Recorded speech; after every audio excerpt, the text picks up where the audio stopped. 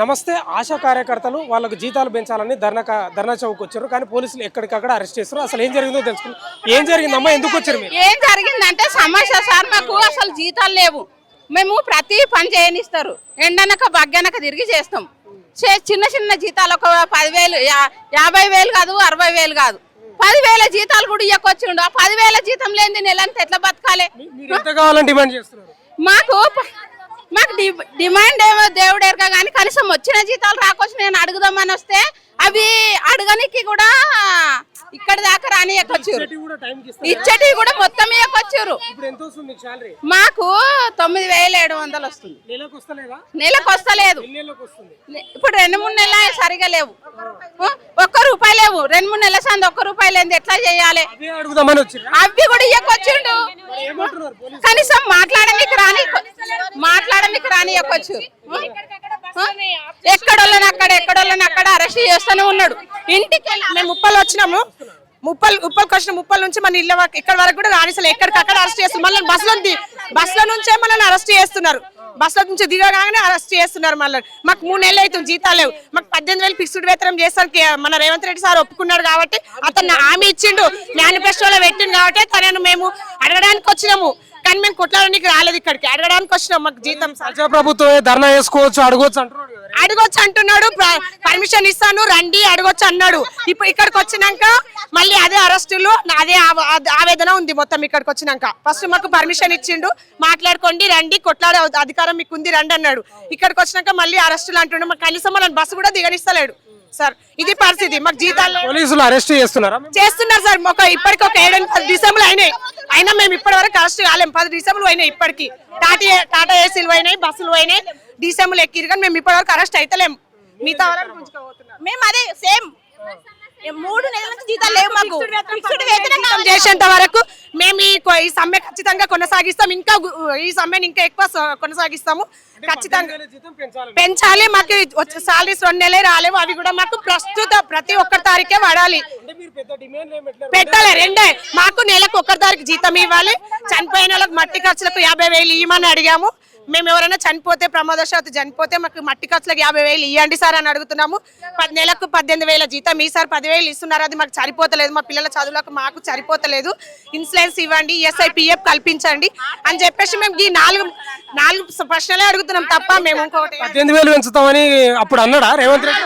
18,000 పెంచుతానని కాంగ్రెస్ ప్రభుత్వము అయాంలోకి రాకముందు మేనిఫెస్టోలో 18,000 జీతం చేస్తానని తను హామీ ఇచ్చిండు. మేనిఫెస్టోలో పెట్టిండు కాబట్టి మేము అడుగుతున్నాం. ఇప్పుడు మేము మేనిఫెస్టోలో పెట్టిండు కాబట్టి ఇవ్వండి సార్, 3 సంవత్సరాలు గడుస్తానికి వచ్చింది, మాకు 18,000 జీతం ఇవ్వండి, 10,000 మాకు సరిపోతలేవని చెప్పేసి మేము అడుగుతున్నాం. పెద్ద గొంతెమ్మ కోరికలు ఏం కోరట్లేదు. మేము లక్షలు అడుగుతలేం, 1000 అడుగుతలేం. 18,000 వేతనం ఇవ్వండి సార్, మాకు ఇచ్చే జీతం మాకు సరిపోవట్లేదు. పర్మిషన్ ఇచ్చిర్రు రండి అని చెప్పారు మాకు. మరి ఎందుకు అరెస్ట్ చేస్తారో మాకు తెలియదు సార్. ఇక్కడికి వచ్చాక మాకు ఆటో కనీసం ఆటో లేకపోతే ఆటో ఆయనకు ఫోటో తీస్తాం చూడు, ఇక్కడ ఏమన్నా ఆపితే, లేకపోతే స్ట్రైట్ కి వెళ్ళిపోయి ఏడా ఆపకు. అసలు వెహికల్స్ ఆపనీయకొచ్చారు. ఎక్కడ వెహికల్స్ ఆపనీయకొచ్చిండు, ఎక్కడ వెహికల్స్ అక్కడ ఆపి. మేము మున్పల్లి మండల్ జైరాబాద్ నుంచి వచ్చినాం. ఒక రాత్రి నుంచి ప్రయాణమై వచ్చినాం. ఆడపిల్లలతో బస్సే చూడండి సార్, మీరు ఒక బస్సు వెళ్ళిపోతుంది. బస్సు నిండా మొత్తం ఫుల్ మావలు. ఒక బస్సు ఆర్టీసీ బస్సు ప్రైవేట్ బస్సులను ఎక్కించి మరి ప్రైవేట్ బస్సు తీసుకొచ్చి మరి ఎక్కించుకెళ్తున్నాడు. ఇది ఏంటి దౌర్జన్యము? ఒక్కసారి నన్ను ఒక్కసారి గెలిపించండి అమ్మా, సరే ఒక్క అవకాశం ఇవ్వండి నాకు, మీకు చేస్తాను 18,000 జీతం చేస్తానని మేనిఫెస్టోలో పెట్టిండు కాబట్టి, సరే మాకు చేస్తానని ఆశ చెప్పిండు కాబట్టి చేసినాము అందరము. మేము ఒక్కలమే కాదు, యూత్ కూడా అనుకురు, అందరూ ఆశా కార్యకర్తలు ఒక్కరు ఆశా వర్కరే.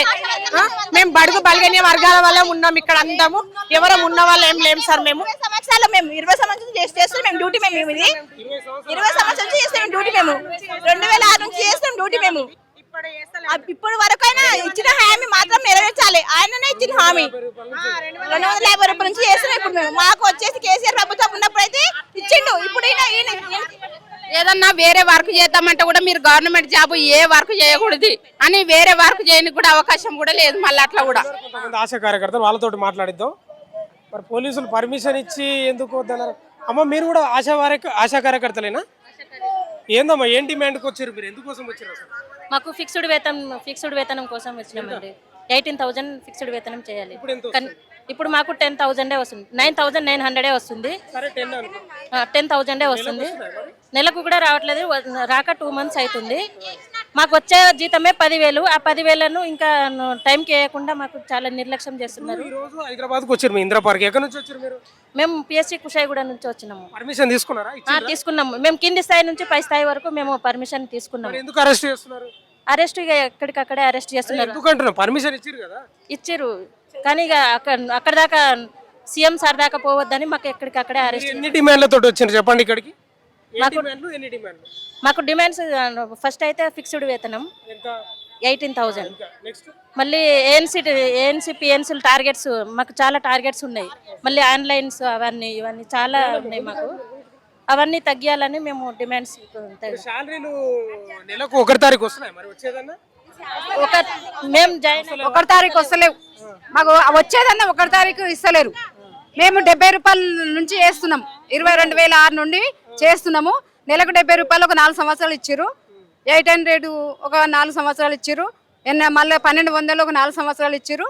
మళ్ళీ 5,000 చేసిర్రు కేసీఆర్. మళ్ళీ ఇప్పుడు 9,900 వస్తుంది. మేము కోరింది ఒక 18,000 చేస్తే సరిపోతుంది. మళ్ళీ ఫిక్స్డ్ వేతనం, అది కూడా. ప్రభుత్వానికి ఏం చెప్దామని వచ్చారు మీరు? మాకేం లేదు, ఉద్యోగ భద్రత కల్పించాలి, కనీస వేతనం, ఫిక్స్డ్ వేతనం కావాలి. మళ్ళీ చనిపోతూ ఏం పూర్తిగా లేని వాళ్ళు ఈ సేవ చేస్తున్నాము. రిటైర్మెంట్ అయితే ఏమీ లేదు, చనిపోయారంటే వేస్ట్గా వదిలేస్తారు. ఒక 1,000 రూపాయలు కూడా ఒక లేదు అన్నట్టు, గవర్నమెంట్ నుండి లేదు. చేసినందుకు ఫ్రీ సేవ అన్నట్టు ఉన్నది. చేసిన వస్తలేవు, కనీస వేతనం ప్రభుత్వం చెప్తుంది. వస్తలేవు. మేము గత 21 సంవత్సరం నుంచి ఆశా వర్కర్ గా చేస్తున్నాము. కానీ మాకు ఈ ప్రభుత్వం ఇచ్చిన హామీలు కూడా ఏవి నెరవేర్చడం లేదు. మాకు కనీస వేతనం, ఫిక్స్డ్ వేతనం చెయ్యాలి. కనీస వేతనం 18,000 కావాలి. ఉద్యోగ భద్రత కల్పించాలని ప్రభుత్వాన్ని కోరుతున్నాము. మళ్ళీ మట్టి ఖర్చులకు 50 లక్షలు ఇవ్వమని కోరుతున్నాము. మీకు ఒక నిమిషం, ఇప్పుడు ప్రతిపక్షంలో ఉన్నప్పుడు రేవంత్ రెడ్డి మీకు హామీలు ఇచ్చిండా ఇవన్నీ చేస్తాను? ఇచ్చారు. కాంగ్రెస్ ప్రభుత్వం మేము 108 రోజులు ధర్నా చేసినప్పుడు అక్కడికి వచ్చి వాళ్ళు మాకు హామీలు ఇవ్వడం జరిగింది. మేము గత 20 సంవత్సరాల నుంచి చేస్తున్నాం సార్ ఈ ఆశా వర్కర్ జాబు. 15 నెలలకు 15 రూపాయలు వచ్చు. ఫస్ట్ స్టార్టింగ్ లా 15 రూపాయల నుంచి చేస్తున్నాము. అంత నుంచి ఇంతవరకు కష్టపడి తీసుకొచ్చినాం. కానీ రేవంత్ రెడ్డి మేము 21 రోజు సమ్మె చేసినప్పుడు సమ్మెలకు వచ్చి మీకు జీతం ఇస్తామా, ఖచ్చితంగా పారితోషికం తీసేసి జీతం చేస్తా అని చెప్పింది. కానీ ఇంతవరకు ఏం చేయలేడు. మాకు ఉద్యోగ భద్రత అనేది లేదు, ఈఎస్ఐపిఎఫ్ లేదు, మాకు ఏది గ్రాడ్యుయేటెడ్ అనేది ఏది లేదు సార్. మాకు సీతక్క కూడా వచ్చి హామీలు ఇచ్చింది. సీతక్క మర్చిపోయి కూర్చుంది, రేవంత్ రెడ్డి అన్న కూడా మర్చిపోయి కూర్చుండు. మరి గత ప్రభుత్వం కూడా 10 సంవత్సరాలు చేసింది కానీ మాకు ఏమీ హామీ ఇవ్వలేదు. ఈ గవర్నమెంట్ కూడా అట్లనే చేసింది సార్. ఎక్కడికక్కడ అరెస్ట్ చేయం. ఎంతవరకు ప్రభుత్వం మీరు చెప్పుకోవచ్చు, నిరసన వ్యక్తం చేయొచ్చు, ధర్నాలు చేయొచ్చు అని చెప్తున్నాడు కదా రేవంత్ రెడ్డి. మరి ఏది సార్ మమ్మల్ని ఎడవేనిస్తుంది? ఎక్కడికక్కడ ఒక్కొక్క ఆశా వర్కర్ను 4 పోలీసులు పట్టి గుంజుకోవద్దు సార్. అది ఎంతవరకు కరెక్టో నాకు అర్థం అవుతలేదు. మమ్మల్ని ఎందుకు కొట్లాడనిస్తలేరు, ఎందుకు మాట్లాడనిస్తలేరు?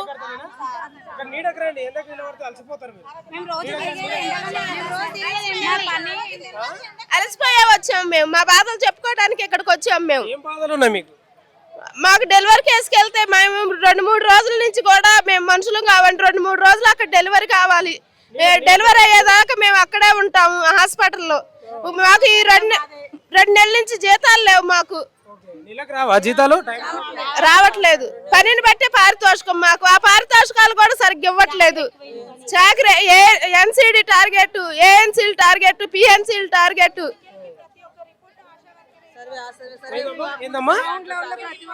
ప్రతి ఒక్క రిపోర్ట్ ఆశా వర్కర్ ఇస్తేనే sir under ground report. Timing కొంచెం ముందుకు రామ్మా.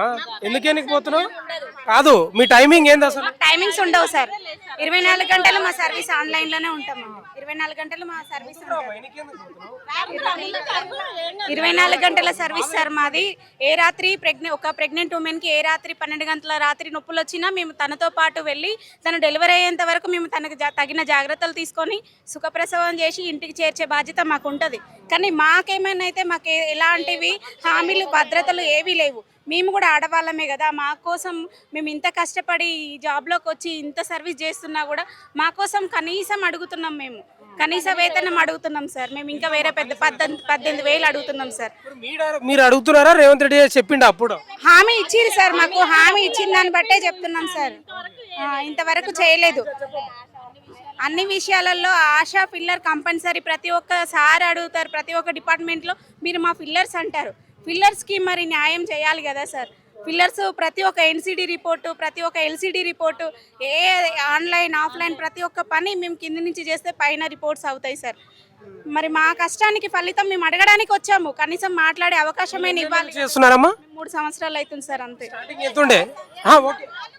మేము కొత్తగా వచ్చినాం సార్. మాకంటే ముందు చాలా అక్క వాళ్ళు పెద్ద అక్క వాళ్ళు 20 ఏళ్ళ నుంచి చేస్తారు సార్. వాళ్ళు చేస్తేనే మేము ఇప్పుడు కూడా మేము వాళ్ళ పనుల కంటే మాకు అందరం కలిసి ఇంత ఏమంటుంది అమ్మా ప్రభుత్వం? పైసలు లేవు, అన్నిటికీ పైసలు ఉంటాయి సార్. మా వరకు వచ్చేసరికి పైసలు ఉండవు సార్. మరి పైసలు లేనప్పుడు మేము పెంచాలంటే ఏదో పథకం నేను మీకు జీతాలు పెంచాలంటే అరే 18,000 అంటారు కదా. జీతం కాదు సార్ మాది, పనికి తగ్గ పారదర్శకం. ఒక ప్రెగ్నెంట్ అమ్మాయి దొరికితే 500, 4 ప్రెగ్నెంట్ అమ్మాయిలు దొరికితేనే మాకు టార్గెట్ చేస్తేనే మాకు 500 రూపాయలు వస్తాయి సార్. ఏమంటున్నాడు అంటే మీకు పనికి తగ్గ వేతనం ఇవ్వాలన్నా పైసలు లేవు, ఏ పథకం ఆపాలని మిమ్మల్ని అడుగుతున్నాడు. ఏ పథకమైనా అది కాదు సార్. మేము ఒక ఆరోగ్యం అనేది చాలా ఇంపార్టెంట్, ఆరోగ్య వ్యవస్థ అనేది చాలా ఇంపార్టెంట్ సార్. ఒక ఆరోగ్య వ్యవస్థలోనే పైసలు లేకుండా పోయినాయా సార్? ఆరోగ్యం ఉంటేనే కదా సార్.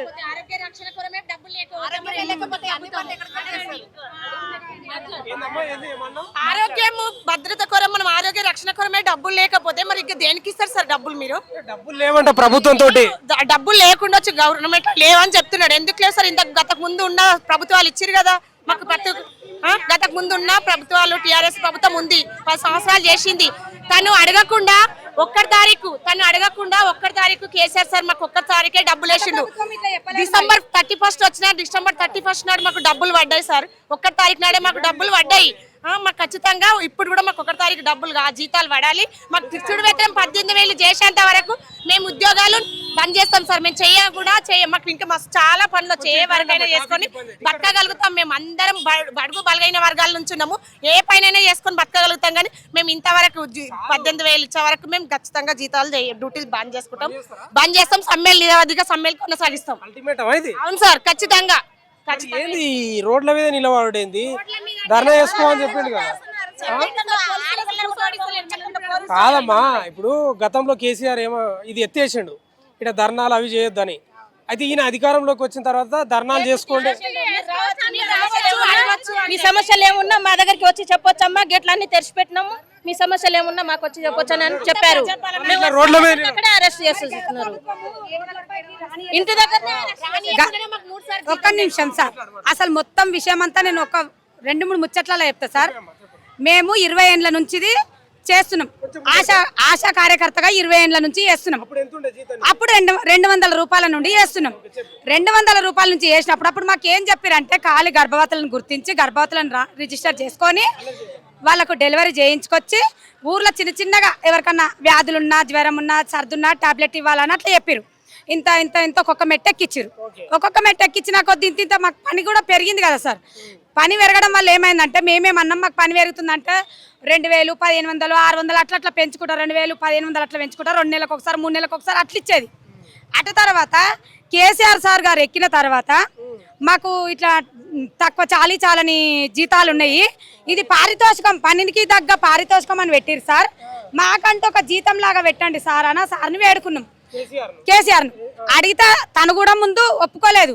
ఒప్పుకోకుండా వచ్చినాం. ఇట్లాగే వస్తే చూసి మా బాధ చూసిండో ఆ సారు, మా కష్టం చూసిండో, ఏది గుర్తించిండో తెలియదు. ఆయన 5,000 పెంచిండు. 5,000 పెంచినాక ఒక సంవత్సరానికి 6,000 చేసిండు. నెల నాడు ఖచ్చితంగా 1 తారీఖు నాడు మధ్యరాత్రి మా అకౌంట్లలో డబ్బులు పడేది. అట్లా చేసిన తర్వాత సార్ మాకు ఇంకా పని ఎక్కువ అవుతుంది సార్, మాకు ఇది సరిపోతలేదని అంటే కరోనా టైంలో ఒక తల్లి కానీ భర్త కానీ తన ఆత్మీయులు ఎవరు కూడా రాకుంటే మేము వెళ్ళి వాళ్ళకి హెల్ప్ చేస్తే మా బాధను గుర్తించి కేసీఆర్ సార్ 9,900 రూపాయలు పెంచిండు ఇప్పుడు. కానీ మేము కేసీఆర్ సారే పెంచిండు. కానీ ఇది మేము రాజకీయ పరంగా మేము అనట్లేదు.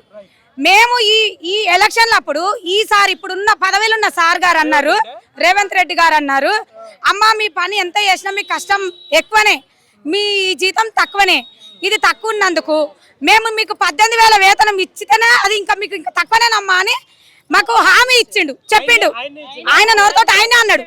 అయితే ఆయన నోరుతోటి అన్నందుకని కూడా కాదు, మాకు చాలని బ్రతుకులు. మేము కింది స్థాయి నుంచి వచ్చినాం సార్. అంటే మేము వ్యవసాయం చేసుకునే వాళ్ళం. మాకు వ్యవసాయం చేసుకోవడానికి కూడా వీల్లేదు. ఇప్పుడు ఈ పని చేస్తున్నాం కదా, చిన్నగా ఉపాధి హామీ పని ఉంటుంది ఊర్లల్లో అందరికి. అక్కడికి వెళ్తే నువ్వు గవర్నమెంట్ మనిషి అమ్మ, నువ్వు ఇచ్చేదని అందులోకి వెళ్ళి పేరు తీసేసారు. మరి అక్కడ గవర్నమెంట్ వర్కర్ అని పేరు, విలేజ్ లా 8,000 జీతం వస్తుందని ఊర్లో ఒక్కొక్కరు అంటారు. 25,000 30,000 జీతం అని అక్కడ మమ్మల్ని అంటారు. ఈడొచ్చేది 10,000 కూడా రాదు, టైంకు 10,000 కూడా రాదు, 10,000 కూడా రాదు. మరి ఇక్కడ గవర్నమెంట్ పనేమో, గవర్నమెంట్ మనిషి అనేమో ఊర్లల్లా పనేమో గిట్లా. మరి మాకు కూడా అక్కడ గవర్నమెంట్ మనిషి అని పేరు వచ్చినప్పుడు ఇక్కడ మాకు గవర్నమెంట్ అన్న మనిషి పేరు మాకు ఇవ్వాలి, మీరు ఇవ్వాలి, సార్ ఇవ్వాలి. మేము ఏదో వరడానికి రాలేదు, గొడవకి రాలేదు, కొట్లాడదామని రాలేదు. మాకు మీరు సాయం చేయండి. మీరు పదవులు ఉన్నారు. ఇప్పుడు రాజ్యం అంతటికి రాజు ఎట్లనో మీరు రాజు. ఇప్పుడు ఈ రాజ్యానికి బిడ్డలం మేము. నువ్వు పదవి మీద ఉన్నప్పుడు మరి నువ్వు కరెక్ట్గా సిన్సియర్గా నువ్వు ఈ బిడ్డల బాధ గుర్తించి మాకు మా వేతనాలు పారితోషికాలు అనేది కాకుండా కాదండి. మీకు గర్భవతికింత, ఈ కేసుకింత, ఆ కేసుకింత అని ఇస్తే గర్భవతులు ప్రతి నెల ఉంటారా? ఉంటారు కదా. బీపీ షుగర్ పేషెంట్లు ఉంటారా ప్రతి నెల? ఇట్లా కేసును పట్టిస్తే మేము ఎంతగానం చేస్తాం. కేసులు ఏడికెళ్ళి గుంజుక రావాలి. ఇళ్ళకి పోతే భర్తలు ఏమంటారు తెలుసా, ఫోన్లలో పెడుతురు, మా అమ్మకి లేదు, మా అయ్యకి లేదు, ఎవరికి లేదు, మీకే ఉందా అమ్మ పిల్లల గురించి అంటారు. ఎంత బ్యాడ్ అనిపిస్తుంది సార్ మాకు. చెప్పండి, మా బాధను గుర్తించాలి, మా బాధను తెలుసుకోవాలి. ఇంకొకటి, భర్తలు చనిపోయి ఉన్నారు. ఇప్పుడు ఇందులో జాబ్ చేసే వాళ్ళు 10-15 ఏళ్ళ నుంచి చేసిన వాళ్ళు కూడా ఉన్నారు. భర్త చనిపోతే పింఛన్ ఇయ్యరా? గవర్నమెంట్ మనిషి అని పింఛన్ ఇవ్వనియరు. ఎవడు వాడు పెట్టినాడు, ఎవడు వాడు? ఆమె గవర్నమెంట్ మనిషి అన్నప్పుడు పింఛన్ ఎందుకు రాదు? భర్త చనిపోయిన పింఛన్ రాదా? మర్యాదగా చెప్తున్నాం సార్ అని, మర్యాదగా అడుగుతున్నాం. మేము గొడవకు రాలేదు. మాకు 18,000 వేతనం అని ఏ విధంగా పెట్టిండో, 18,000 పెడతావా? మా కష్టాన్ని గుర్తించి నువ్వు ఎంత పెడతావు? మా జీతం మాకు నెలనాడు పడాలి, మాకు కరెక్ట్గా జీతాలు అన్నట్టుగా వేయాలి. మళ్ళీ మాకు ఇప్పుడు చచ్చిపోతే రోడ్ల మీద పోతాం, ఇప్పుడు కేసులు ఎంబడి పోతాం. కేసు ఎంబడి పోతే నన్ను యాక్సిడెంట్ అయితే చనిపోతాం. మా ఫ్యామిలీ ఏం కావాలి? మా ఫ్యామిలీకి ఒక ఇన్సూరెన్స్ అనేది పెట్టాలి, భద్రత ఉండాలి. మాకు సెలవు ఉండాలి. మాకు సెలవే ఉండదు. ఏ రాత్రి డెలివరీ కేసు వస్తే ఆ కేసు ఎంబడి రుకాలు ఎగేసుకొని 7 పనులాడు. సంటి పిల్ల తల్లి ఉండని కూడా పోతుంది, డెలివరీ కేసు ఎంబడి పోవడానికి. మాకు లేదు, అసలు టైమే లేదు. ఇక ఇప్పుడు ఈరోజు ఇమ్యునైజేషన్, ఈరోజు ప్రతి ఒక్క సెంటర్లలో శనివారం ఇమ్యునైజేషన్లు. మొదటి శనివారం, మొదటి బుధవారం, సెకండ్ బుధవారం, అట్లా శనివారాలు బుధవారాలు ఇమ్యునైజేషన్. ఇవాళ ఎంతమంది సిస్టర్లు ఫోన్లు చేస్తున్నారు. మాకేం అవసరం? కడుపుకు జాలక కొట్లాడుతున్నాం. సార్ను మరీ కోరుతున్నాము, రేవంత్ రెడ్డి సార్ గారిని. మాకంటూ కడుపు ఉంది, మా కడుపు విలువ ఆయన తెలుసుకోవాలి. మేమంతా కింది స్థాయి నుంచి వచ్చినాము. మేము ధనికులం కాదు, ఉన్నలంగా కోటీశ్వరులు కాదు. మాకు డిమాండ్లు ఇప్పుడు మాకు హెల్త్ బీమా కావాలి. చనిపోతే మట్టి ఖర్చుల కింద ఒక 50,000 ఒక్కొక్కరికి లేకుండా ఉంటారు. వాళ్ళకు ఒక 50,000 మట్టి ఖర్చుల కింద వాళ్ళకి ఇవ్వాలి. ఆ కుటుంబానికి 50,000. ఇంటర్మెంట్ బెనిఫిట్ 50 లక్షలు. అది రిటైర్మెంట్ కు.